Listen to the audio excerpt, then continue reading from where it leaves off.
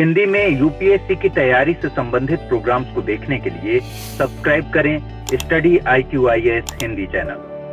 नमस्कार दोस्तों, स्वागत है आपका स्टडी IQIAS हिंदी प्लेटफॉर्म पर। अभी हम लोग एक बहुत ही गंभीर टॉपिक पर बातचीत करने वाले हैं। दरअसल मध्य पूर्व में जिस तरीके से तनाव की स्थिति बीते दिनों से उभरी है, इस बीच ईरान ने कल रात में इजराइल के ऊपर कुछ ड्रोन्स और मिसाइल से हमले किए हैं। इसके बाद की स्थिति और अधिक तनावपूर्ण हो गई है। इस पूरे मामले में हम लोग चर्चा करेंगे। सामने आप तस्वीर में एक जो हमले की स्थिति है उसको आप देख सकते हैं। ये जो सायरन की आवाज है, ये इजराइल के अगेंस्ट में जो हमला हुआ है उसी को दर्शा रहा है।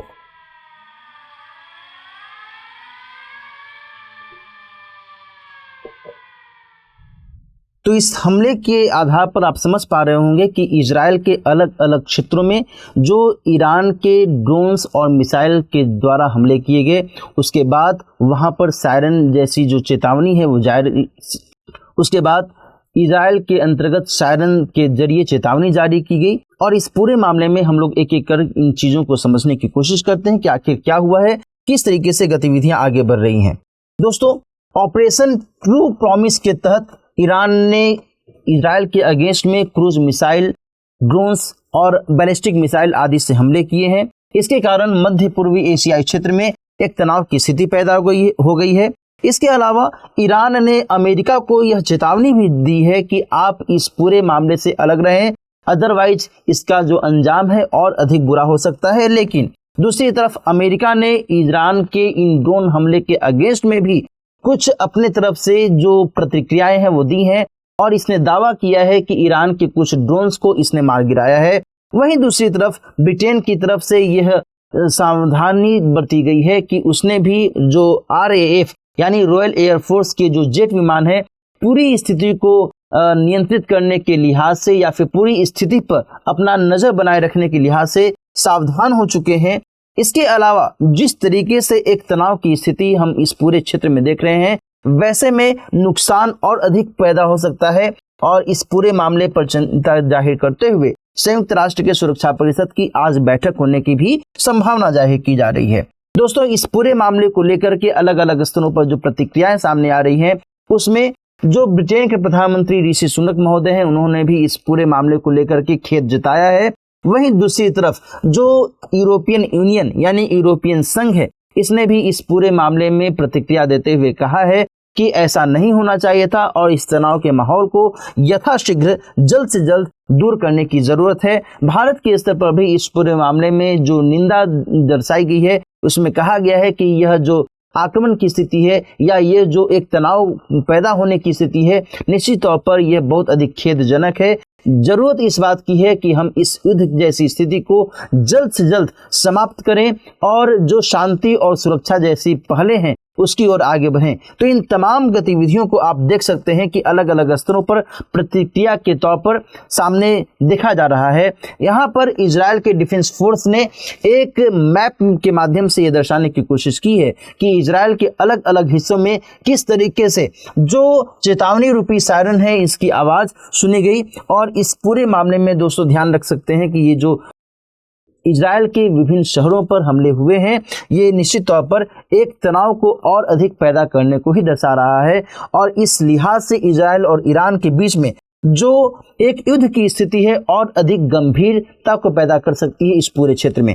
इस तस्वीर के जरिए अमेरिका ने भी दावा किया है कि उसने भी ईरान के कुछ ड्रोन्स को मार गिराया है।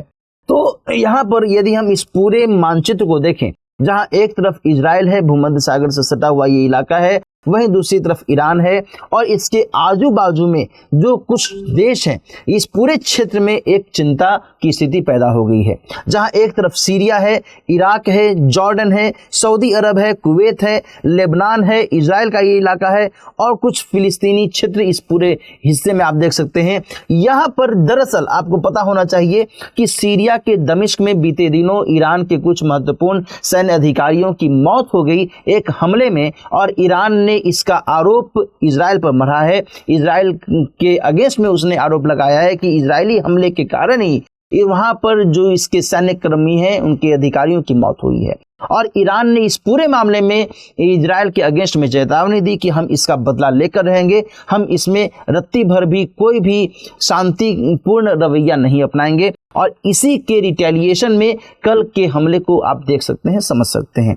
यहाँ पर दोस्तों ध्यान रखिएगा कि जैसे ही ईरान के द्वारा इजराइल के ऊपर हमले किए गए हैं, वैसे ही कुछ क्षेत्रों ने, जैसे कि इराक ने, जॉर्डन ने, सऊदी अरब ने, इन सभी ने अपने अपने क्षेत्रों में एयर स्पेस को ब्लॉक कर दिया है, रोक दिया है, ताकि किसी भी विपरीत स्थिति का सामना करने में ये लोग सक्षम हो सकें। और यहाँ पर दोस्तों ध्यान रखिएगा कि दमिश्क में एक संदिग्ध इजरायली हमले के जवाब में मैंने आपको बताया कि ईरान ने इजराइल पर मिसाइल और सशस्त्र ड्रोन से हमला किया है। साथ ही दमिश्क में कई वरिष्ठ ईरानी कमांडर मारे गए थे, इसके बारे में मैंने आपको बताया। इसके अलावा जो ये गतिविधियां हुई हैं, कल रात में लगभग 2 बजे के हिसाब से यरूशलेम, दक्षिणी और उत्तरी इजराइल और इजराइल के कब्जे वाले गोलन हाइट्स के क्षेत्र में सायरन बजने की आवाज सुनाई देती है। इसके बाद जो ईरान की तरफ से आने वाली मिसाइलें हैं और इजराइल के वायु रक्षा इंटरसेप्टर के बीच में आपस में टकराहट की स्थिति पैदा होती है। यहाँ इजराइल के सैन्य प्रवक्ता डेनियल हगारी के जरिए एक जानकारी मिल रही है, वो ये है कि इजराइल पर 200 से ज़्यादा किलर ड्रोन, क्रूज मिसाइल और बैलिस्टिक मिसाइल से हमले किए गए हैं। इसके अलावा IRGC यानी कि इस्लामिक रिवोल्यूशनरी गार्ड कॉर्प, जो कि ईरान की बहुत महत्वपूर्ण सैन्य इकाई है, इसने दावा किया है कि इजराइल के खिलाफ दर्जनों मिसाइलों और ड्रोन लॉन्च किए गए हैं। साथ ही इजराइल के सैन्य ठिकानों पर हमले करने का जो मेन मकसद है वो है ईरान की संप्रभुता और क्षेत्रीय अखंडता की रक्षा करना। दोस्तों, इस पूरे मामले को लेकर के जो पड़ोसी देश है इजराइल का, सीरिया, उसने भी अलर्ट जारी कर दिया है और अपनी रूसी निर्मित पैंटिड मिसाइल, जो कि जमीन से हवा में मार कर सकने में सक्षम है, इसको भी सतर्क कर दिया है इस पूरी गतिविधि को देखते हुए। इस पूरी चर्चा को यदि हम एक और बिंदु से जोड़ें तो वो और अधिक गंभीर हो जाती है, विशेष करके भारत के दृष्टिकोण से। दरअसल कल ही ईरान ने MSC एरीज नाम के एक जहाज को हार्मुज जलसंधि के पास में अपनी गिरफ्त में कर लिया और उसमें भारत के भी 17 लोग सवार हैं। इस पूरे मामले में यह भी एक बहुत बड़ा टर्निंग पॉइंट दिख रहा है। सामने आप इस जहाज को देख सकते हैं, इसका नाम है MSC एरीज। दरअसल ये जो जहाज है संयुक्त अरब अमीरात से हार्मुज जलसंधि होते हुए और अरब सागर से होते हुए भारत आने वाला था, लेकिन ईरान ने इस पार्टिकुलर इलाके में इस पर अपना नियंत्रण स्थापित कर लिया। ऐसे में जो भारत के स्तर पर चिंता जाहिर की गई है कि जो 17 भारतीय इसमें शामिल हैं, उनको लेकर के ऐसा सच कोई हास्यास्पद स्थिति पैदा न हो जाए।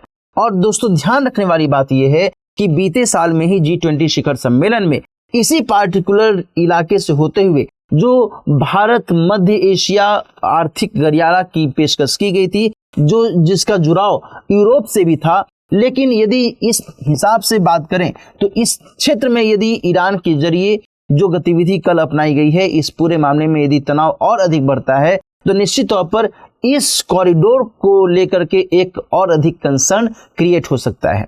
और ऐसे में न केवल इजराइल, ईरान को आपस में सावधानी से बातचीत करने की आवश्यकता है, बल्कि इस पूरे मामले को लेकर के जो एक तनाव क्रिएट हुआ है, इसमें भारत के अलावा भी जो अन्य महत्वपूर्ण देश हैं, चाहे वो अमेरिका है, चाहे वो संयुक्त राष्ट्र संघ है, चाहे वो यूरोपीय संघ है, ब्रिटेन है, जर्मनी है, फ्रांस है, इन सभी को मिल बैठ करके इस पूरे मामले में एक शांतिपूर्ण उपाय निकालने की जरूरत है, ताकि जो मध्य पूर्वी एशियाई इलाका है, यहाँ पर जो शांति की स्थिति में एक असंतुलन पैदा हुआ है, उसे दूर किया जा सके। दोस्तों, यहाँ पर ध्यान रखिएगा, ये पूरा इलाका अपने आप में आर्थिक दृष्टिकोण से और रणनीतिक दृष्टिकोण से बहुत अधिक महत्वपूर्ण हो जाता है। जहाँ एक तरफ ईरान इस पूरे मामले में इजराइल को लेकर के तनाव क्रिएट कर रहा है, वहीं दूसरी तरफ इस पूरे क्षेत्र में आपने हाल के समय में देखा भी होगा कि लाल सागर से होते हुए जो गतिविधियां चल रही थी, यहाँ पर भी कई बार एक तनाव की स्थिति तब पैदा हुई है जब यमन से जुड़े हुए हाउदी विद्रोहियों के द्वारा इस क्षेत्र पर लगातार हमले किए जाते रहे हैं और ऐसे में कई बार जो व्यापारिक जहाज हैं उनको भी नुकसान होता रहा है। जहां तक बात है इस पार्टिकुलर इलाके की, तो भारत का एक विशेष जो सरोकार है इस पार्टिकुलर क्षेत्र से है, क्योंकि जो ईरान का महत्वपूर्ण चाबहार बंदरगाह है वह भारत के लिए बहुत अधिक उपयोगी हो जाता है। इसके जरिए जो भारत है वो मध्य एशियाई क्षेत्र और यूरोप के साथ में अपना व्यापारिक संपर्क बेहतर कर सकता है। वहीं दूसरी तरफ ये जो IMEC कॉरिडोर की बात की जा रही है, यह भी भारत के व्यापारिक दृष्टिकोण और रणनीतिक दृष्टिकोण से बहुत अधिक महत्वपूर्ण हो जाता है। और ईरान के साथ में भारत नहीं चाहता है कि वो कोई दुश्मनी वाला रवैया अपनाए। भारत हमेशा से इन सभी मध्य पूर्वी एशियाई देशों के साथ एक दोस्ती कायम रखने की पेशकश करता रहा है और ऐसे में इस लिहाज से यह जरूरी हो जाता है कि इन देशों को मिल करके जो भी वाजिब समाधान है उस पर बातचीत करें। तो यहाँ पर इन चीज़ों को समझने की ज़रूरत है। यहीं यदि हम एक और एंगल को देखें कि आखिर इजराइल और ईरान के बीच में जिस तरीके से एक टसल की स्थिति पैदा हुई है, इसमें किसका पलड़ा ज़्यादा भारी है, तो बड़ा ही अचरज आपको होगा ये जान करके कि दोनों ही देश के बीच में एक समतुल्यता, एक इक्विवेलेंसी की स्थिति देखी जा सकती है। न इसमें कोई बहुत अधिक मजबूत है, न ही इसमें कोई बहुत अधिक कमज़ोर है। एक महत्वपूर्ण वेबसाइट है ग्लोबल फायर पावर और इस माध्यम से उसने जो रैंकिंग दर्शाई है कि कौन से देश के पास में मिलिट्री क्षमता ज़्यादा है ईरान और इजराइल में से, तो तुलनात्मक स्तर पर ईरान की स्थिति 145 देशों में 14वीं रैंक पर आती है, वहीं इजराइल की स्थिति 17वीं रैंक पर आती है। तो इसमें कोई बहुत बड़ा गैप नहीं दिखता है और इस लिहाज से यह संभावना आप समझ सकते हैं कि अमेरिका और ब्रिटेन के द्वारा जिस तरीके से इजराइल को सपोर्ट किया जाता रहा है लगातार, वैसे में ईरान के लिए चुनौती पैदा हो सकती है। लेकिन ईरान को भी जो अन्य महत्वपूर्ण देश हैं, चाहे वो रूस हो चाहे वो चीन हो, इनके द्वारा भी सपोर्ट मिलता रहा है। लेकिन अब यह देखना होगा कि जो वैश्विक समुदाय है वो क्या युद्ध को लेकर के और अधिक सक्रियता अपनाते हैं या फिर युद्ध जैसी स्थिति को रोकने के लिए, उसे समाप्त करने के लिए कोई सकारात्मक पहल करते हैं। और इसी पूरे मामले को लेकर के आगे आने वाले समय में जो स्थिति है उसकी निगरानी करनी होगी। जहां तक बात है भारत की, तो इसने हमेशा से ईरान और इजराइल जैसे देशों के साथ आपसी मैत्रीपूर्ण संबंध को बढ़ावा देने की पेशकश की है। भारत ने इजराइल और फिलिस्तीन के कंटेक्स्ट में भी हमेशा से टू स्टेट सॉल्यूशन को लेकर के अपनी जो रजामंदी है ये स्थायी तौर पर बनाए रखी है और भारत कभी नहीं चाहता है कि इस पूरे क्षेत्र में कोई भी ऐसा अशांति की स्थिति पैदा हो जो इस क्षेत्र में रहने वाले भारतीय समुदायों और साथ ही इस क्षेत्र के साथ भारत के रणनीतिक और जो व्यापारिक संबंध है उसके ऊपर कोई आंच आने पावे। तो इन सभी गतिविधियों को यहाँ पर समझने की जरूरत है। अब आगे आने वाले समय में ये देखने वाली बात होगी कि ईरान के द्वारा जो इजराइल के अगेंस्ट में अभी हमला किया गया है, इसमें क्या कुछ संभावनाएं दिख रही हैं, क्या कुछ आगे गतिविधियां अपनाई जाती हैं अलग अलग स्तरों पर। इन बिटवीन एक महत्वपूर्ण सूचना मैं आपको दे दूं, यदि आप सिविल सेवा परीक्षा 2025 या 26 की तैयारी कर रहे हैं तो आपके लिए एक खास ऑफर है P2I बैच में एडमिशन लेने का। अभी ग्रेट इंडियन फेस्टिवल सेल चल रहा है। दरअसल आपको पता होना चाहिए कि कल ही हम लोगों ने जो बैसाखी का पर्व है वो मनाया। इसके अलावा हम सभी ने अभी ईद का जो त्यौहार है वो मनाया। अभी चैत्र नवरात्रा का समय चल रहा है, इस लिहाज से इस ग्रेट इंडियन फेस्टिवल सेल को शुरू किया गया है। इसके जरिए आपको प्रोत्साहित करने की कोशिश की जा रही है कि आप कम शुल्क में इस कोर्स को ज्वाइन कर सकते हैं और अपनी तैयारी को बेहतर रूप प्रदान करते हुए आगे बढ़ सकते हैं। जीएस को बेहतर तरीके से आप तैयार कर सकते हैं। तो यदि आप इस कोर्स को ज्वाइन करना चाहते हैं तो जल्द से जल्द ज्वाइन कर लीजिए। 23,500 रुपये में आप इस कोर्स को दिलीप लाइव कोड का इस्तेमाल करते हुए ज्वाइन कर सकते हैं और कल से ही यानी 15 अप्रैल से शाम में 6 बजे से यह कोर्स शुरू हो जाएगा। तो निश्चित तौर पर आपके लिए फायदेमंद हो सकता है।